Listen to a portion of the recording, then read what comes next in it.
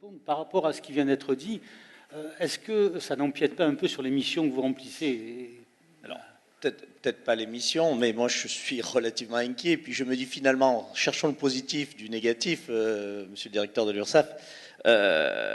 Déjà, si la digitalisation et la numérisation arrivent au sein de toutes les administrations et de nos professions, j'ose espérer et je rêve de contrôle URSSAF qui serait programmé au mois de mars et non plus au mois de janvier. Dans nos professions, ça serait automatisé, ça serait peut-être déjà plus simple.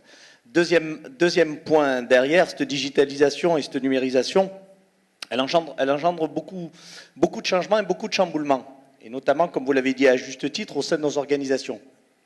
Au sein de nos organisations, les jeunes de l'annexe en ont parlé tout à l'heure.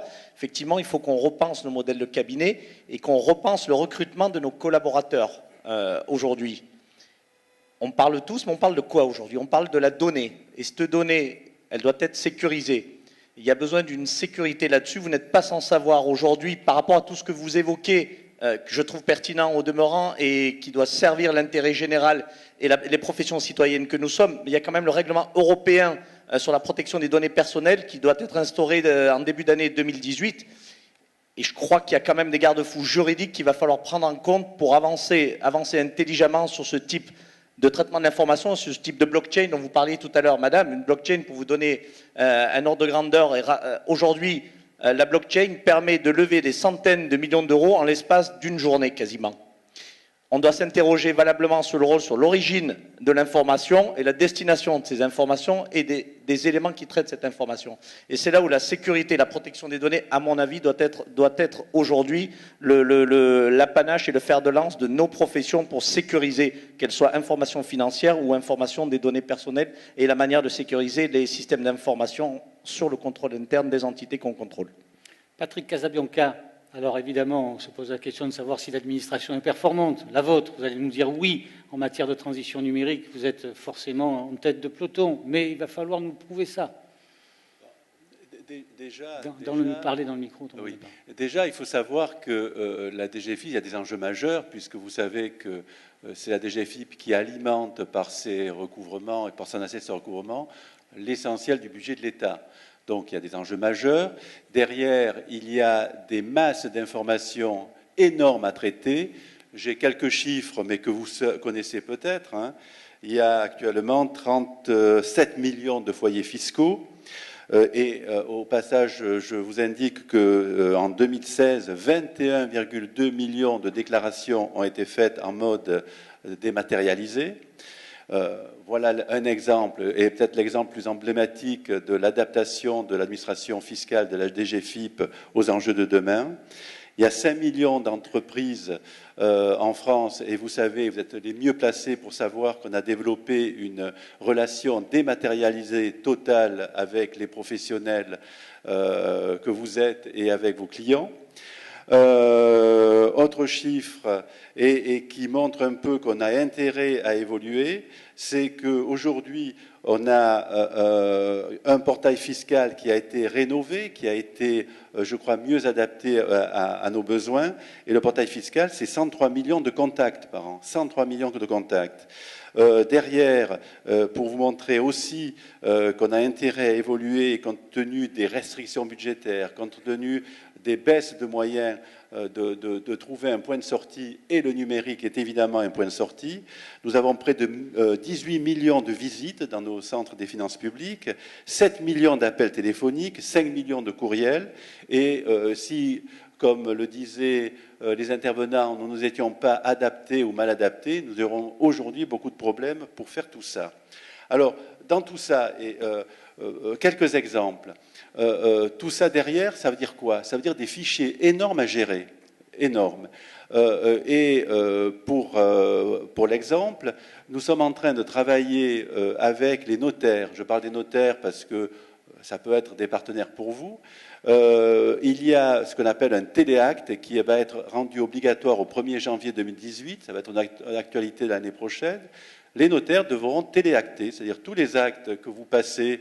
Vous achetez une maison, vous achetez un parking, eh bien, les notaires auront l'obligation de tout téléacter, nous transmettre les documents en mode dématérialisé. Nous avons aussi le projet de mettre à disposition des notaires tout le fichier immobilier. Imaginez la taille du fichier immobilier, toutes les transactions depuis 50 ans. Eh bien, grâce à cette numérisation que nous sommes en train de mettre au point, eh bien, les notaires pourront accéder à notre fichier et aller prélever dans nos fichiers les informations nécessaires à la sécurisation des transactions immobilières. Pareil, on va mettre à disposition notre plan cadastral. Nous allons créer une boîte qu'on appelle le CESU, l'ENSU, un espace numérique sécurisé unifié où toutes les informations concernant un redevable seront sécurisées.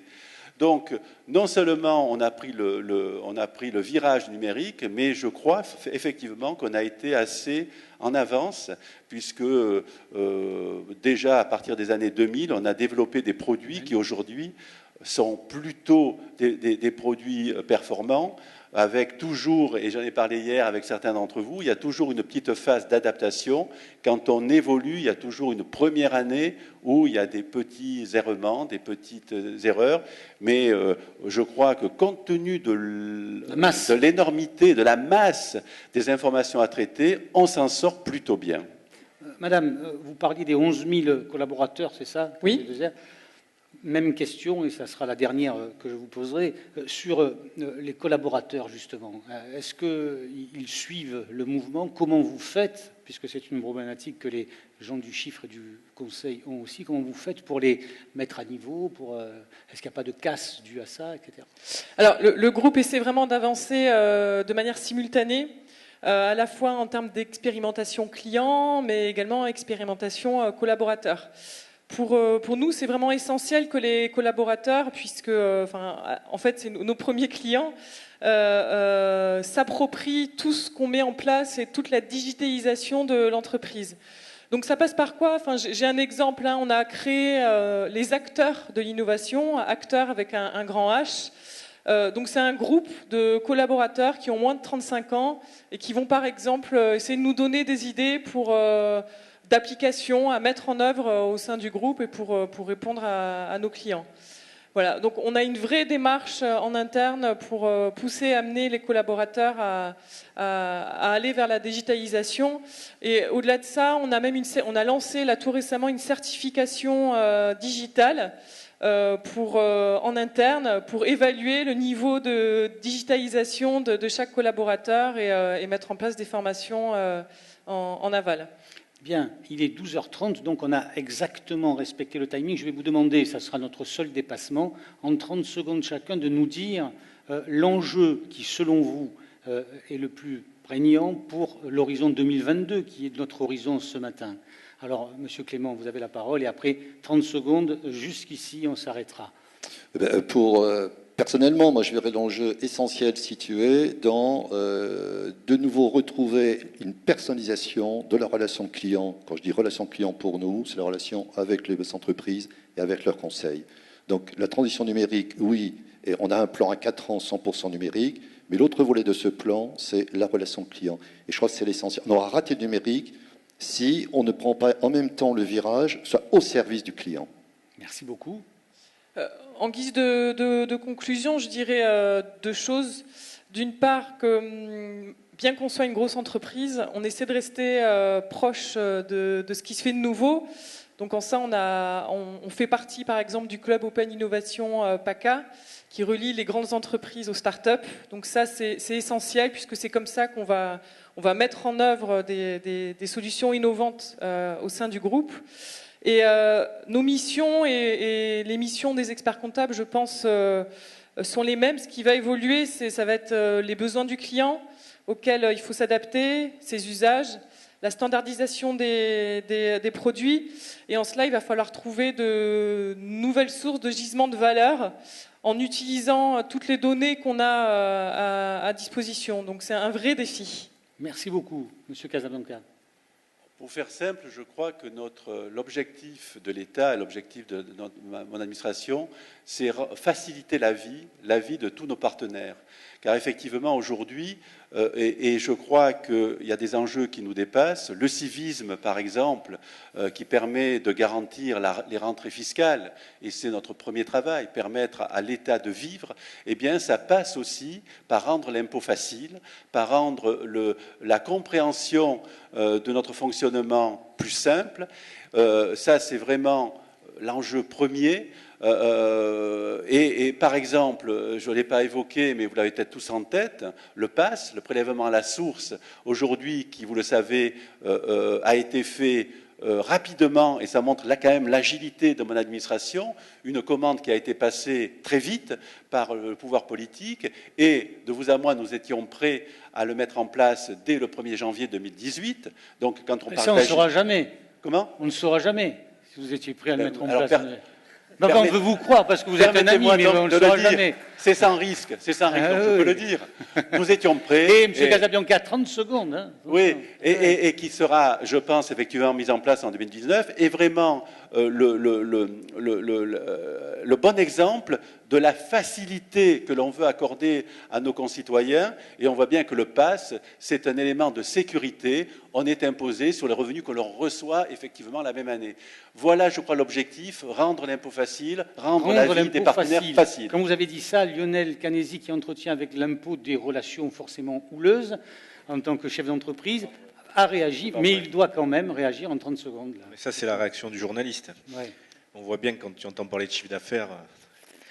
Non, moi, je voulais vous dire, ce qui est important, c'est d'avoir un plan stratégique, mais le plan stratégique pour nos cabinets, il doit tourner autour du client. Qu'est-ce que veut le client ? Tout doit tourner autour de ça. On doit se poser cette question, et puis après, ce ne sera que des moyens. Que ça soit le numérique, que ça soit la conduite du changement de collaborateurs, c'est vraiment nos clients, qu'est-ce qu'ils veulent, qu'est-ce qu'on peut leur apporter. Notre utilité, en fait, c'est ça qui va faire notre valeur ajoutée dans le futur. Donc posez-nous cette question et mettons en place ce plan stratégique pour que l'ensemble de la profession prenne ce superbe virage numérique.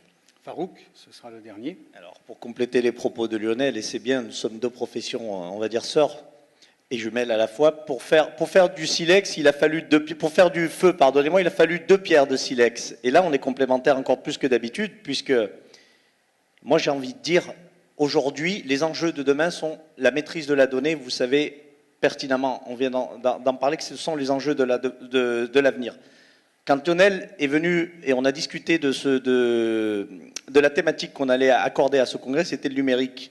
On a dit banco, c'est exactement ce qu'il nous faut pour demain. La maîtrise de la donnée, repenser nos modes de cabinet, nos organisations en interne. Et j'ai envie de dire aujourd'hui, maîtrisons la donnée pour une révolution numérique, qu'elle soit en marche. Bien, merci pour ces derniers mots. Nous avons terminé ce tour d'horizon. J'ai remarqué une certaine attention dans la salle, ce qui n'est pas toujours le cas. Nous avons été un peu longs, mais nous l'espérons dynamique. Là, on va aller évidemment inaugurer le congrès de façon tout à fait officielle avec des représentants de la mairie, je crois, qui ont accepté de vous accompagner dans cet événement. Puis, cet après-midi, les ateliers auxquels vous êtes forcément inscrits. Et je crois à 16h30, sauf erreur de ma part, nous aurons un dernier moment de réflexion avec des personnalités qui sont impliquées dans ce qu'on appelle les incubateurs, qui accompagnent les startups et qui viendront décrypter le monde du numérique pour nous. Ils répondront à des questions très précises sur, tiens, on pourrait appeler ça le numérique pour les nuls, mais dans la salle, il n'y a pas de nuls, c'est bien évident. Voilà, bonne fin de matinée à vous, bon appétit, bonne inauguration et à tout à l'heure.